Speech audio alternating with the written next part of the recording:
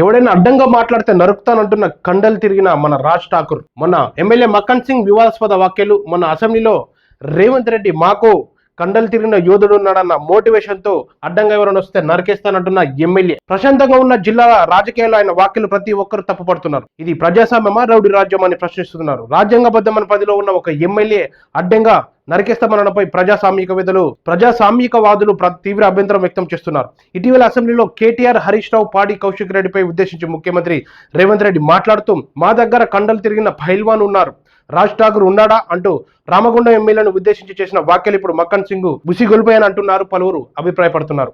మరి మక్కన్ సింగ్ చేసిన వ్యాఖ్యలు రాజకీయాల్లో ఎంత మాత్రం మంచిది కాదని వెంటనే వెనక్కి తీసుకోవాలని పలువురు డిమాండ్ చేస్తున్నారు. ఏదైనా ఉంటే రాజకీయంగా విమర్శలు చేయాలి కానీ ఇలా అడ్డంగా నరికేస్తామంటూ మాట్లాడతారా అని ప్రశ్నిస్తున్నారు. బాధ్యతాయుతమైన పదవిలో ఉండి ఒక ఎమ్మెల్యే ఇలాంటి వ్యాఖ్యలు చేయడం ఏమాత్రం సరికాదని నా అభిప్రాయం. కానీ ఖండాలుగా నరుకుతానంటున్న మన ఎమ్మెల్యే, దీనిపై మీ అభిప్రాయం ఏంటో కామెంట్ రూపంలో తెలియజేయండి.